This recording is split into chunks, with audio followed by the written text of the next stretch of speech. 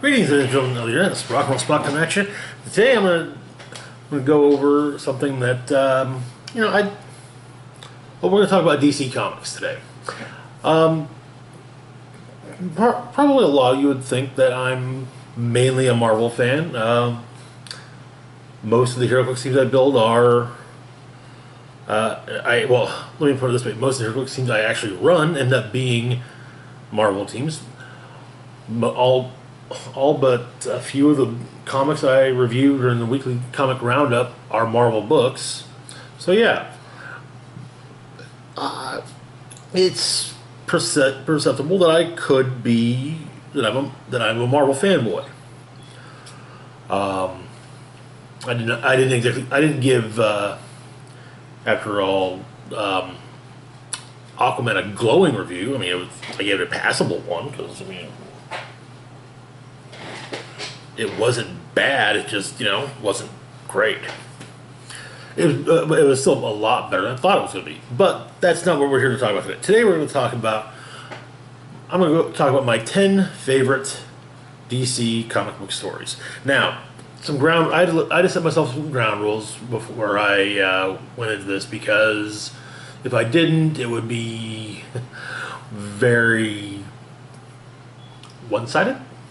Anyway, the ground rules I set, though, were no Vertigo titles, and also I opted to disqualify Watchmen and V for Vendetta, as those are also.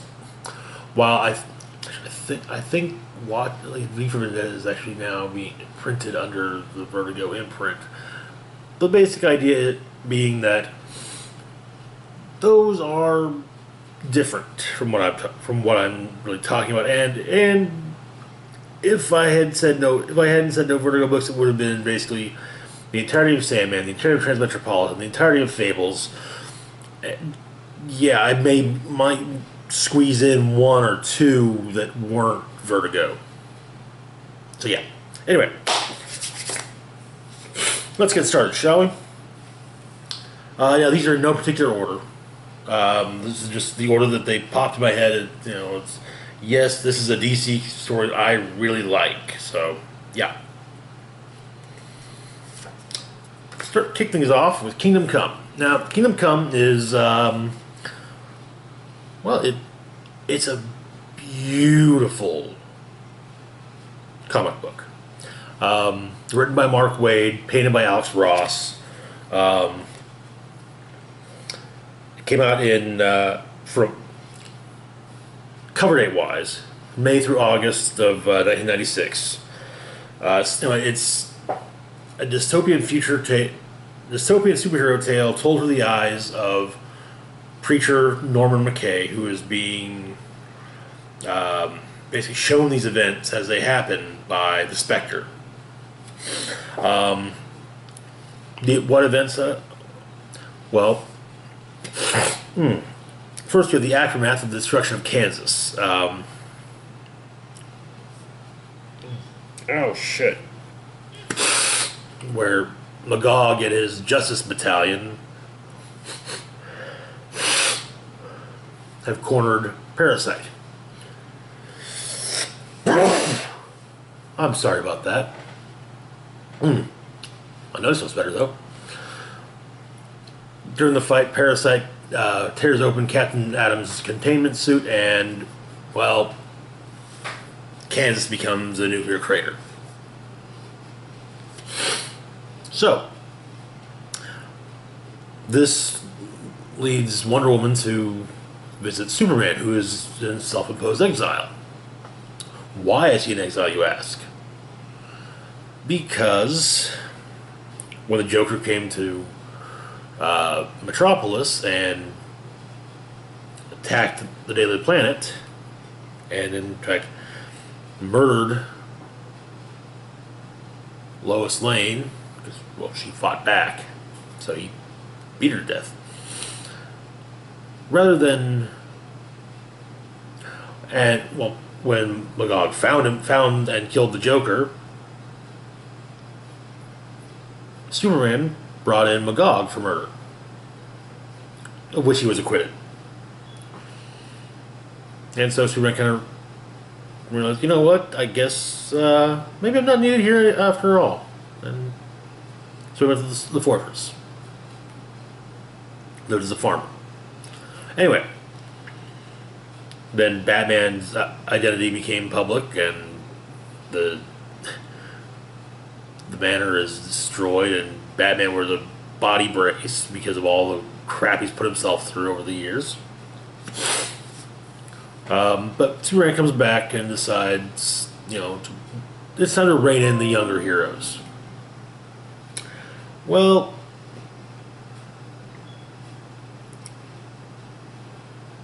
it's basically kind of hey, you're going to act like decent human beings, or you're going to go and, or you won't be a superhero anymore. You will be hunted down like a supervillain, or just flat out become one. A gulag is made for those who don't comply. Batman and and a lot of the non-powered heroes, or at least street-level heroes, I should say, band together against Superman and end up joining forces with Lex Luthor. But Luthor really just wants to destroy Superman, which he almost does with Captain Marvel, Shazam. But Captain Marvel sacrifices himself and saves the day. It's like I said, it's beautiful. It's, I don't know, the writing is still really good. The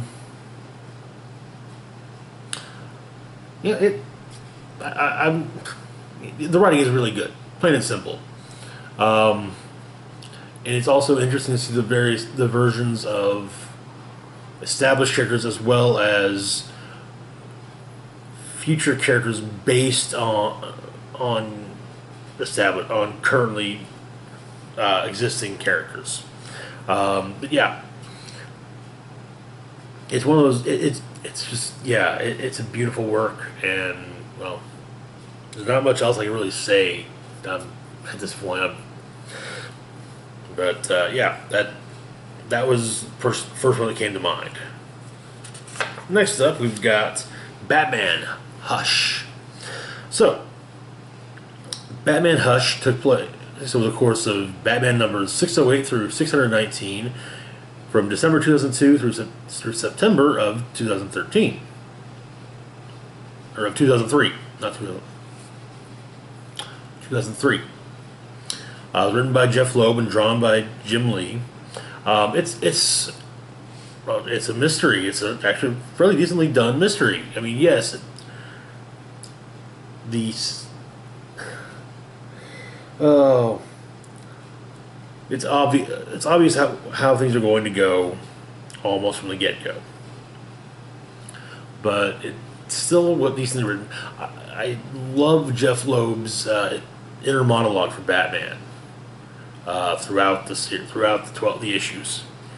Of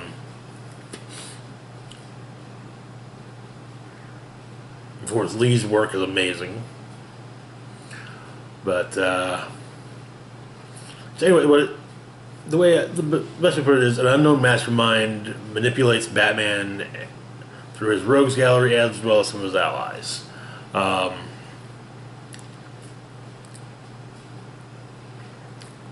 We end up, there's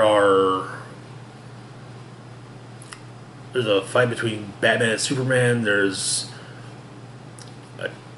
a fight scene between Batman and the Joker. And I'm not going to say it has the best payoff, but I mean, like I said, you can see pretty much from the get-go, you can tell, okay, this is going to happen. It's easy to figure, especially going back, rereading it. It's not to say it's bad. It's just, I mean, that's how a lot of mysteries are. I mean, a lot of them you have to wait years to go back and reread. Next up, we've got Green Lantern: War of Light. Okay, this was a ginormous story. This is basically a long con of a story.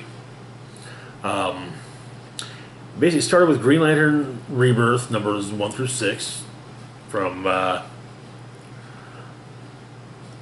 September 2004 through July 2005. Though the last issue is cover dated May. It released with the July cover dated books. So next up, then there was the Sinestro Corps special, Green Lantern 21 through 26. Green Lantern Corps 14 through 18, and the 4 Tales from the Sinestro Corps one-shots over the course of June through December 2007. Next we had Rage of the Red Lanterns number 1, Green Lantern 36 through 38 through the course of December 2008 through March 2009. Green Lantern 39 through 42, April through July 2009. Then Blackest Night 0 through 8, Green Lantern 43 through 52, Green Lantern Corps 39 through 47. June 2009 through May 2010, and I know that there are also some some additional Green Lantern Corps issues I missed. Anyway, written by Jeff Johns, Peter Tomasi, and there were other writers on some of the one shots. Also, there were various artists, including Ivan Rice and Ethan Van Sciver. Anyway, the Green Lantern Corps is rebuilt after the resurrection of Hal Jordan, leading to it first battling corps of the rest of the emotional spectrum before all 7 corps band together, along with the rest of the DC universe, against the Black Lantern Corps, or Zombie Lanterns. This actually really fleshed out the Green Lantern mythos, at least to me. It was inspired by a bit that Alan Moore wrote because, well, he's Alan Moore. He does that kind of stuff. And then, write one sentence and that somebody else years later says, "Ooh, I can write a story based on this sentence alone," and they did. Anyway, it brought up the concept of the how did they put the emotional beings like Ion, Parallax. It also retconned the fall of Hal Jordan. So way back in the 90s, during the story Emerald Twilight. Well, first, during the Death of Superman, Death and Return of Superman, Mongol and the Cyborg Superman destroy Coast City. Hal Jordan tries to bring it back, but is denied. He goes to the Guardians to say, "Why won't you let me do this?" And they're like, "'Cause it's not, you're not in the right emotional space for that." And he basically gives them the bird. He kills them. He kills other lanterns, and he ends up killing Sinestro. And then he's just like, "Okay, you know what? Screw it. I'm just gonna start killing lanterns left and right," and just starts taking their rings. There's actually an iconic cover image with Hal holding his hands up like this and smiling, with like 2 to 3 Green Lantern rings on each finger. And then he destroys the power battery and becomes Parallax, and decides he's going to go back in time and prevent the destruction of Coast City, but then decides, you know what, screw it, I'm just going to go back and restart time. Anyway, he gets stopped, kinda. Time did kind of get the DCU did get a reset there, but yeah. Then he sacrifices himself to reignite the sun, and then he becomes the host for the Spectre. But it turns out that it was not actually it was not Hal. It was like, yeah, I'm going nuts. It was the entity of fear, Parallax, who took over Hal and said, "Hey, let's do this." Also, he didn't actually kill Sinestro. he killed a construct that Sinestro made, because, well, Sinestro's always been really great at making constructs. But this put Hal Jordan back to the forefront of the Green Lantern Corps. Of course, fans of Kyle Rayner were not happy, though it finally shut the fans of Hal Jordan up, because not only did they get Hal Jordan back, but they got Hal Jordan back in such a way where he was never truly a bad guy. He was possessed. Then in the Sinestro Corps War, Sinestro builds his own corps of Yellow Ring Wielders, and they attack Earth and Oa and Mogo, and he's got the Manhunters on his side. He's got Superboy Prime on his side. He's got the Anti-Monitor on his side. And he gets beaten because However, he explains in the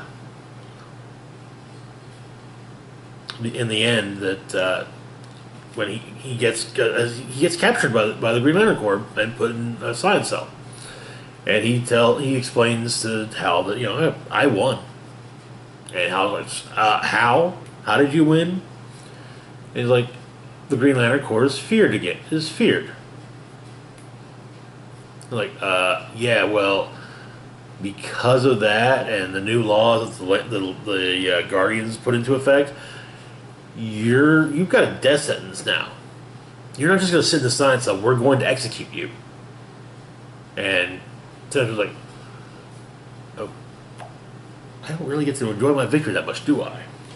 So, while he's being taken to Korugar to answer for his crimes, the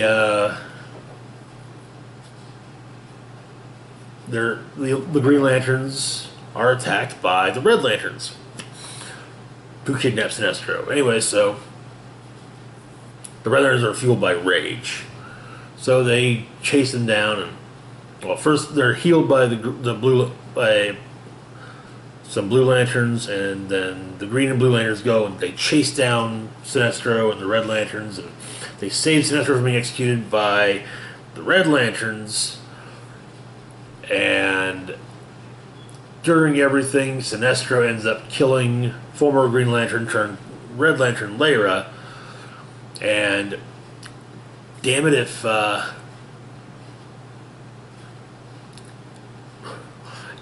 Hal doesn't give in to rage, but a blue ring is placed on his hand, and oh hey, well, that undoes he hadn't fully given himself to rage yet, so he's safe. Next, the Green Lantern Corps. There was also a run-in with the Zamorans, or who also known as the Star Sapphires. Then Hal had a run-in with the Orange Lantern, who is all about greed. And anyways, along comes Blackest Night.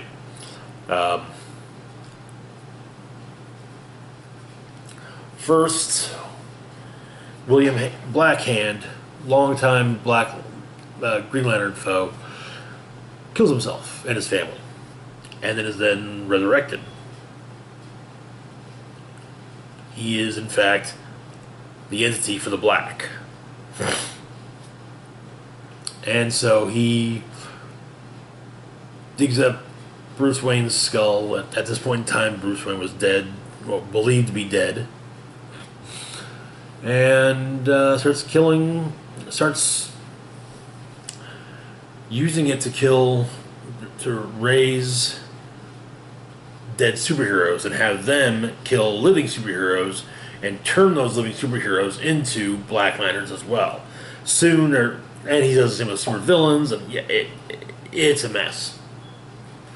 But eventually it turns out that the Guardians have been hiding the truth about where life began in the universe. It began on Earth, and there's a white entity hidden in Earth that Necron, who's Death incarnate, is trying to wants to destroy that, and so that entity bursts forth and it brings, and then they're deputized superheroes, and they're some of the living heroes end up getting Black Lantern rings because of the fact that they came back from the dead, and so therefore Death still has a hold on them, and in the end, Death is kind of sort of beaten. I mean, people are still going to die, but not all the superheroes that day, or all the Lanterns that day.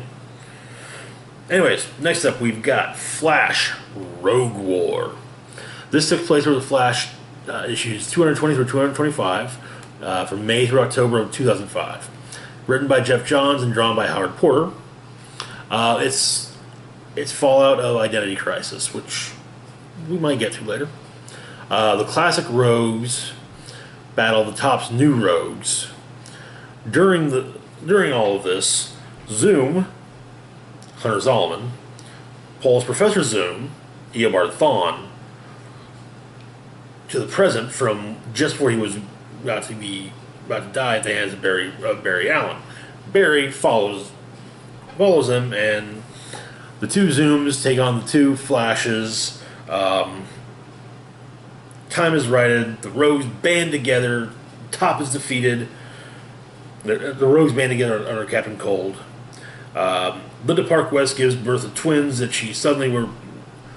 through time travel shenanigans, she suddenly, over the course of the story, she became pregnant with. The shenanigans being that earlier in that run, Zoom Zolomon snapped his fingers at supersonic speeds and caused Linda to miscarry. So this rights it. During all of that, Zoom is placed in the line of the supersonic finger snap, his own supersonic finger snap from the past, and so the brunt of it hits him instead of Linda, and so suddenly Linda is pregnant, very pregnant, and boom, twins. Also, at the end, Zoom was much more unhinged from time than before.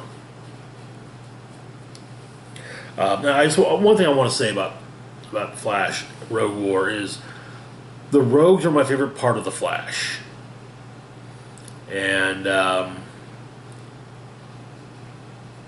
that's why the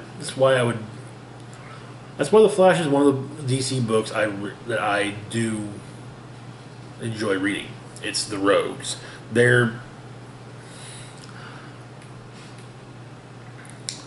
Imagine the Sinister Six, just not as animal bait themed, and with an actual, code, sort of. That's the rogues. Next up, we've got Identity Crisis. Now, I probably should have done this before Rogue War, but bear with me. Alright, so Identity Crisis primarily takes place through Identity Crisis 1 through 7, which was from June through December of 2004, as well as Flash 214 through 217 from November 2004 to February 2005. Identity Crisis itself is written by Brad Meltzer and drawn by Rags Morales, while the four issues of Flash were written by Jeff Johns and drawn by Howard Porter. So anyway, Sue Dibney, wife of the Elongated Man, is murdered.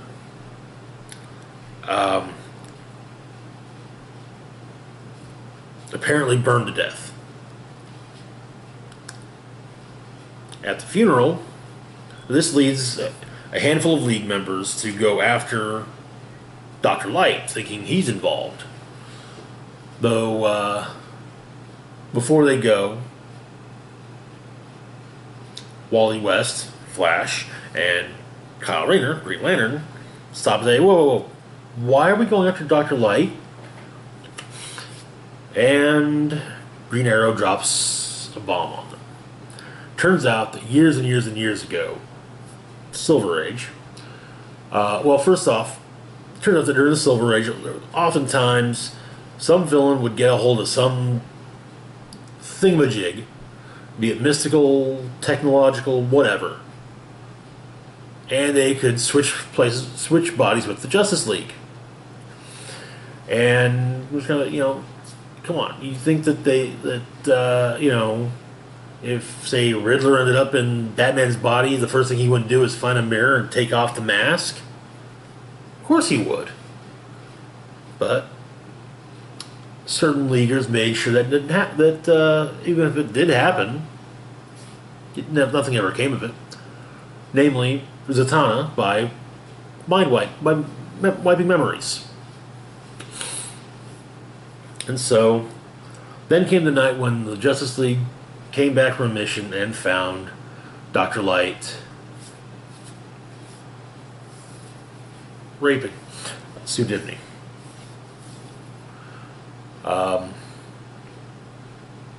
In the middle, after they had restrained Light, Batman gets a call and has to go back down. A debate is had over what to do. I mean, this isn't just a mind wiping thing. This is they need something. Something more needs to be done. And Zatanna opts to shift his personality.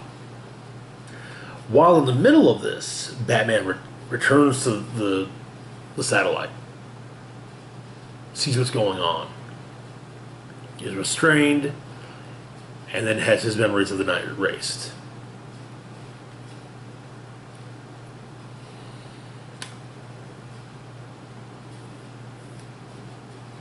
Hence, one of the 1,000 reasons why Batman is paranoid as fuck.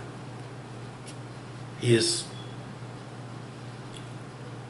maybe kind of sort of gotten over that, or at least some of it, and at least now is not as paranoid towards his fellow heroes. But yeah, he's freaking Batman. Anyway, so the heroes go after Light, who has enlisted Deathstroke to help him. Now, it should be noted that this also explains why Dr. Light went from Justice League level threat to Teen Titans punching bag, seemingly overnight. But anyway, so the League gets his ass handed to it by Deathstroke. I mean, yeah, okay. They do kind of make a turnaround, but that was an ass beating. Anyway, other people close to heroes start getting threatened or worse. Lois Lane is threatened. Jean Loring is attacked, seemingly by someone trying to be Slipknot. Slipknot being the guy who had his head blown up in Suicide Squad. Though in the comics only lost his arm. And thus can't make, a knot. And then there's Jack Drake. Tim Drake, who was Robin at the time's father, or the father of Tim Drake, who at the time was Robin.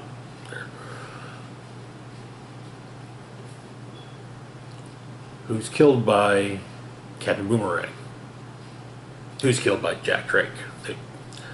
Basically, Jack shoots him, and in a reflex, as the bullets hit him, Boomerang throws a razor edge boomerang, which hits Jack in the chest. Before this, Boomerang had just discovered he has a son. A son who's a speedster. Not like Flash levels, but he's got some speed to him.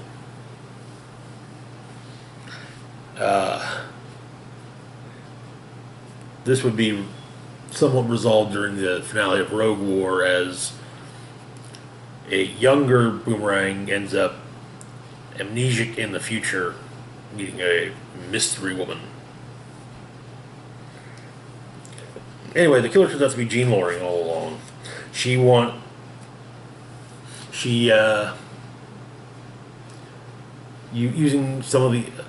of the Adam's shrinking belts, she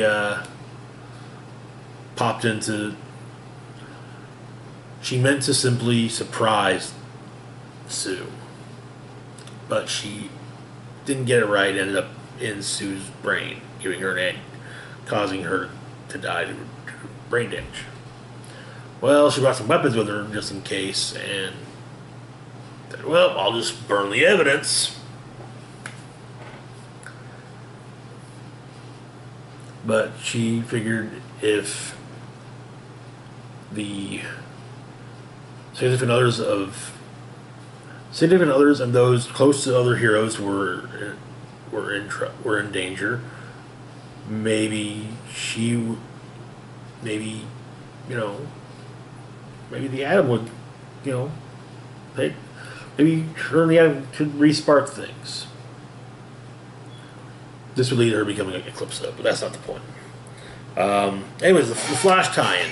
Flash learns that not only did Zatanna shift the personality of Dr. Light, but later on, Barry Allen, his predecessor, would ask her, hey, could you do the same thing to the top? Which she does. Which leads to him basically going around and doing the same thing to the classic rogues. Leading to some odd, for one thing, leading to a handful of them actually signing up with the FBI to hunt down the rest of them. Next up, we've got... But yeah, anyway, as I mentioned, the rogues are why I love Flash. And that was actually a pretty decent murder mystery. Plus, it also has some beautiful covers. Beautiful interior artwork by Rags Morales. The covers were all done by the late Michael Turner. It also has one of the best fight scenes ever when Deathstroke takes the Justice League's lunch money from them. I mean, that's the best way. That's one way to put it. He stabs Wally West through the lung. He puts a bondage mask on Black Canary so she can't scream. He hits Zatanna so that she can't speak. He swings at Green Arrow in such a way where it's either he's going to take off his head or take off the knocks of his arrows, or the tails of his arrows. I don't know what they're called. The back end, the tail ends of the arrows. The bit that you actually stick on the bow. He breaks Green Lantern's hand trying to take the ring from him. Yeah, it's not pretty for the League. Now, the League does manage to turn the tables on him, but then when Dr. Light's personality shifts back, there's a big bright flash of light, and Deathstroke's able to get away during the confusion. So anyway, moving on. Final Crisis, Legion of Three Worlds. So I'm not the biggest fan of Final Crisis. It's one of those stories where you need it, where it was set up as the big event. Now, a big event, when you go into it, you should be able to go into that, read that first issue and say, okay, this is what's going on. However, That's not the case. There was so much that was just thrown around, and you're like, wait, what? Time out. What happened? There was no any. However, the tie-ins, some of them at least, were quite good, especially Legion of Three Worlds. So, Legion of Three Worlds, which was a 5-issue miniseries, which took place between August 2008 and September 2009, because there were some late issues of Final Crisis, and basically Legion of Three Worlds got, like, oh, hold on, we can't do that, put that out yet, it's going to spoil issues of Final Crisis if we do. It's like, okay. Now, it was written by Jeff Johns, drawn by George Perez. Yeah, I know, Johns is on here a lot. So anyway, basically Superman brings together all three versions of the Legion of Superheroes to take on the Legion of Supervillains, who are now led by Superboy Prime, who is Clark Kent from the real world, who in fact was a fan of and who read Superman. Also, they have to battle a time trapper, who at this point is revealed to be an older Superboy Prime. The two fight one another and disappear. Also, during everything, both Bart Allen is resurrected as Kid Flash, and Connor Kent, Superboy, is resurrected as well.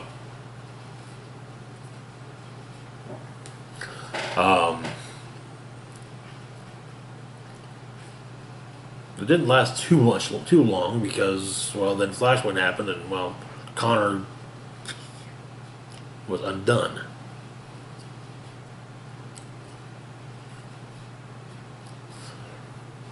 Well, I don't know so much he was undone, just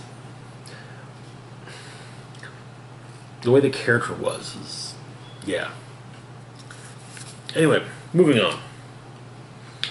New Teen Titans, The Judas Contract. This is a classic Teen Titans story. It's been adapted as an animated feature. It's been, yeah. It was the Teen Titans cartoon kind of sort of did it in a much tamer manner, though. Anyway, so Tales of the Teen Titans 42 through 44 plus their third annual, May through July 1984. Written by Marv Wolfman, drawn by George Perez.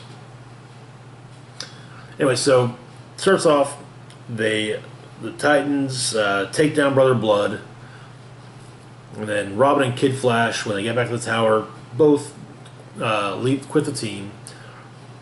Kid Flash is more of a, yeah, I don't know if I'm going to come back or not. I mean, we'll see.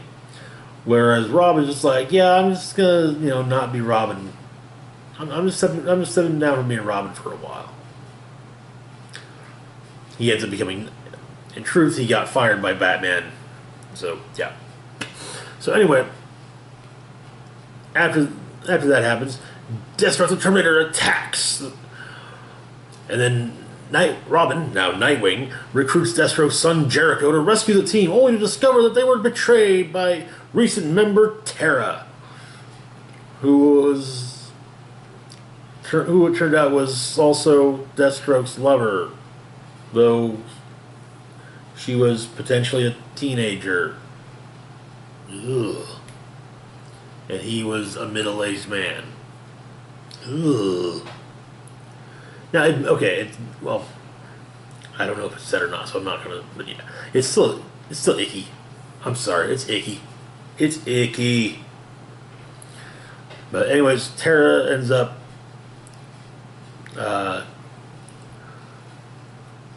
basically sacrificing herself to destroy the Hive, who Deathstroke attacked and captured the Teen Titans for. He did doing so because his son, Ravager, had taken a contract to do so and had died in the process. But it turns out that after all was said and done, Deathstroke basically goes to the Hive and is like, hey, so here's the Titans. Give me my money. Give me the money you promised my son. Like, we didn't promise him money. We promised him, superpowers. So yeah, no. And so yeah, you don't double cross. You don't double cross Deathstroke, or even make it kind of basically say, hey, yeah, well we gave your son superpowers. He died, so we're not going to give you any money. No, you don't do that. You don't do that. Anyways, moving on.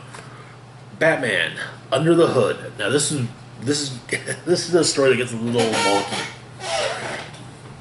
This was in Batman number 635 through 641, as well as, and then followed up in 645 through 650, and annual number 25. Basically covering from November 2004 to February 2006. Written by Judd Winnick.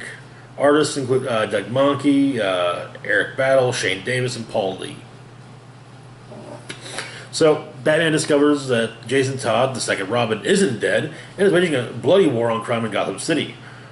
Eventually, Jason tries to convince Batman to kill the Joker, but Batman refuses.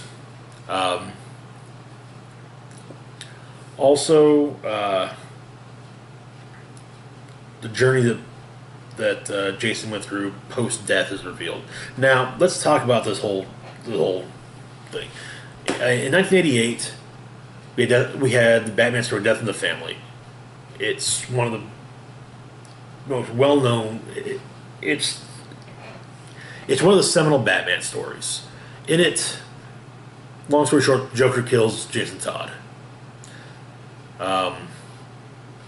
Death was decided by the fans via 900 numbers. There was, I think, a difference of less than 1,000 between kill him and don't kill him, but kill him won out. So, but in Hush, there was a point where it seemed Jason Todd shows up, having taken Robin hostage, and they fight a bit, and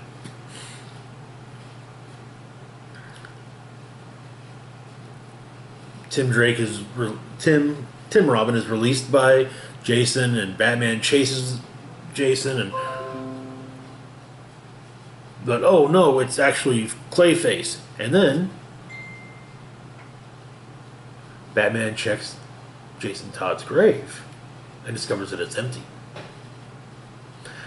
Now, this is where things get really wonky, and I'm really sorry about that. What happened is Superboy Prime, while in the Paradise Dimension that Alexander Luthor from Earth 3 created at the end of Crisis on Infinite Earths, punched reality. Basically, it caused a shockwave to go through Earth 1, or New Earth, which brought Jason back from the dead. But just to be on the safe side, he was not buried with a batarang or a utility belt or anything. And so he clawed his way out of the grave.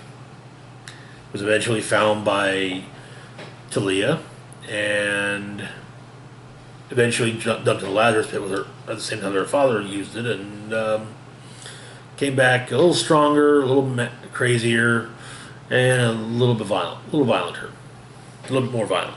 So yeah. During the battle for the cowl, he would try and he would also go on to, he would create his own bat armor and basically just go around killing bad guys, which is the main problem that that Batman had with him is, lethal force. That's something we'll talk about some other time, I think. But yeah, it was adapted into an actually very well received animated film called Batman Under the Red Hood, starring Bruce Greenwood as Batman and I think Neil Patrick Harris as Nightwing and as the Red Hood, Jensen Ackles of Supernatural fame. Anyway, it was one of those things where no one ever thought to truly bring back Jason Todd. It's like, you know what, the fans voted him dead, so he's dead. And he's since actually become a very popular spin-off member of the Batman family. In fact, he led his own team in the New 52, Red Hood and the Outlaws. But anyways, moving on. Another Batman story. Batman: The Killing Joke. Now, The Killing Joke is a trade paperback that came out in March of 1988, written by Alan Moore of Watchmen and V for Vendetta fame, and drawn by artist Brian Boland. This is kind of... I should admit, I should have mentioned this with Identity Crisis. Identity Crisis was a bit controversial because of what's shown to have happened to Sue Dibney. Killing Joke is also fairly controversial for similar reasons. But anyway, so the Joker has once again escaped Arkham. And this time he gets himself an amusement park set up, and he recruits his gang, and he goes to the Gordon's apartment, knocks on the door, and Barbara answers it, and she's shot point blank. And the commissioner's taken prisoner by Joker's thugs while the Joker undresses Barbara. We find out he took pictures of Barbara. His whole plan is he's going to drive Commissioner Gordon crazy. And so, of course, Batman's trying to find him, and finally does. And he frees Gordon, and then he goes after the Joker, and the two have what potentially some view the ending as that's the end of the Joker. The Joker dies. Others just view it as, hey, he made Batman laugh for once. Also, throughout the story, throughout the comic, Joker is revealing his origin. That of being a stand-up comic who wasn't that funny, but had a wife who was pregnant, and they needed money, so he took a job with the Red Hood gang, where it's explained that there is no Red Hood. The Red Hood, it's just a mask. And he gets knocked into a vat of chemicals by when Batman shows up. Comes out. Oh, before, also, it should be noted, before the heist, he learns that his wife and unborn child are dead. He doesn't give a shit. I don't care. But yeah. There have been... It's generally seen to be the Joker origin, but the Joker himself pretty much is willing to discount that. As he once said, if I'm going to have an origin, it should be multiple choice.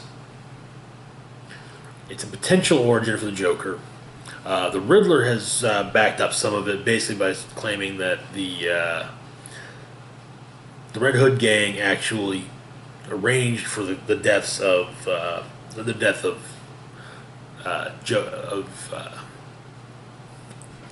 his wife. The failed comedian's name, Joseph Kerr, Joe Kerr. But yeah, it's obviously controversial for what was done, for the way that Barbara Gordon was victimized.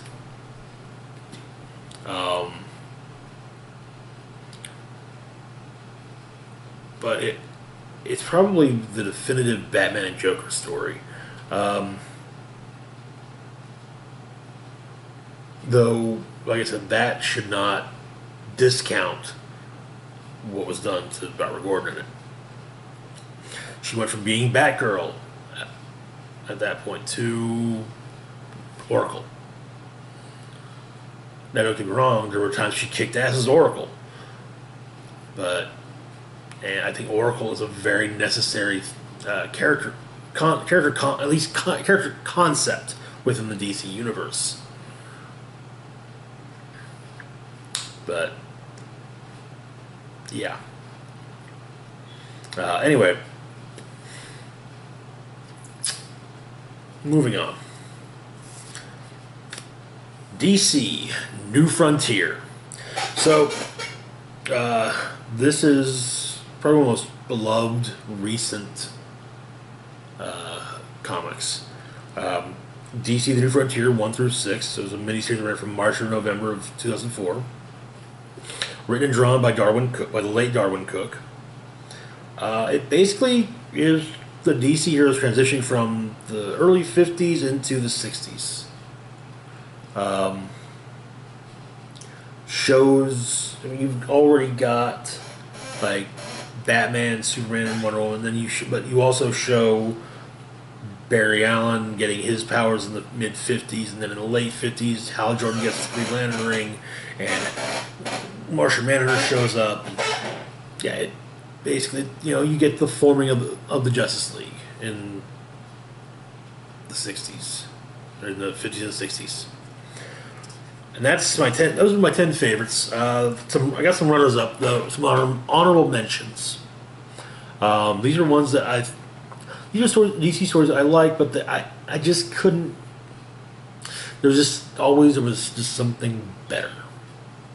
JLA Tower of Babel, which is the ultimate Batman is frickin' paranoid and super prepared story. Detective Comics Heart of Hush, which I think dealt with explained more about Hush, and also went into also delved to a degree into the relationship between Catwoman and Batman, while at the time Batman was actually seeing someone. Next up, Villains United, as well as Secret Six. So, okay, Deadshot is a favorite DC character of mine. I like Marksman because I can't aim for shit. If there are two teams that he works on, the Suicide Squad and the Secret Six. It was, honest with this, it was really close because the whole run is amazing, and it's gallows humor at its finest. And you get to see these six villains shine. One of the first Batman villains that I remember that I knew from the comics. Now, I watched in syndication the old Adam West Batman. So there was a whole bunch of Batman characters and villains that I knew.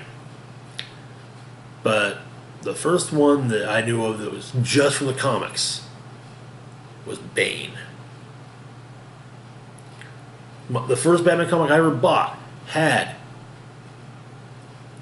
Azrael Batman fighting Bane after Bane had broken Bruce Wayne's back. And so I always really just detested Bane because he cheated. You know, he physically wore Batman down, and then it was like, okay, well now I'm gonna fight you. I'm gonna fight you when it's, you know, you've been awake for like 2 weeks straight, and you know, basically just limped home.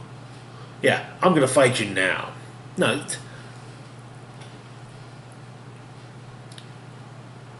But yeah, in the Page of Secret Six, Bane was suddenly a character I cared about. I wanted to see him do well. And it was heartbreaking when he said, okay, you know what? I've got to do it. And he, after being clean of Venom, he injects the Venom again and just to save the Six. And it's like, it was, yeah, anyway, moving on. 52. 52 was written to fill in the gaps between the end of Infinite Crisis and all of the 1 year later issues that came directly afterwards. It was a weekly series, and it told a handful of stories. Everyone showed up at one point or another. And it's got one of the beginnings of one of the best Booster Gold stories.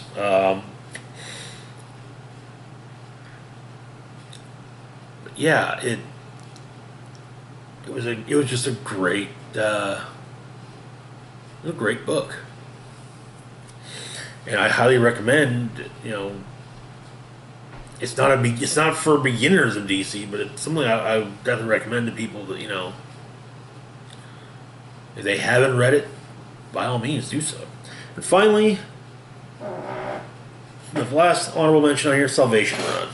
Salvation Run was a miniseries that led into the Final Crisis. Basically, Amanda Waller decides, hey, you know what?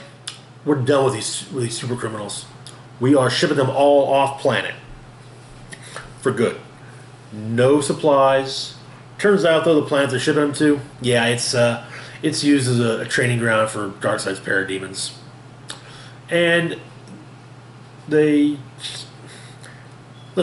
be honest, they sent some of the most brilliant minds on Earth to a planet, along with a bunch of tech people. A bunch of guys that have their own tech.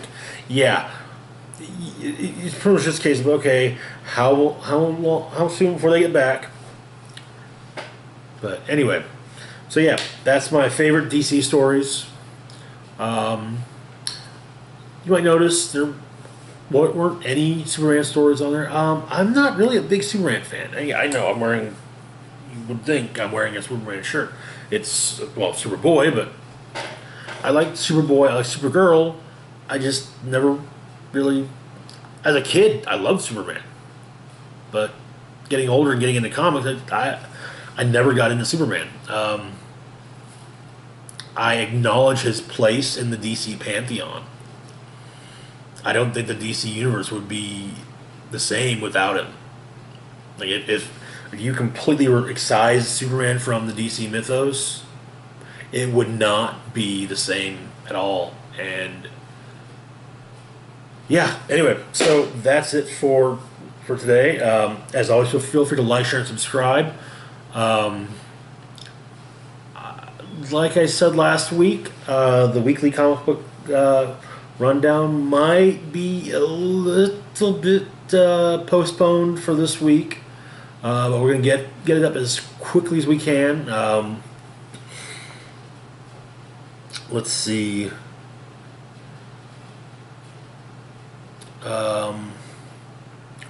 We're going to try and do a review of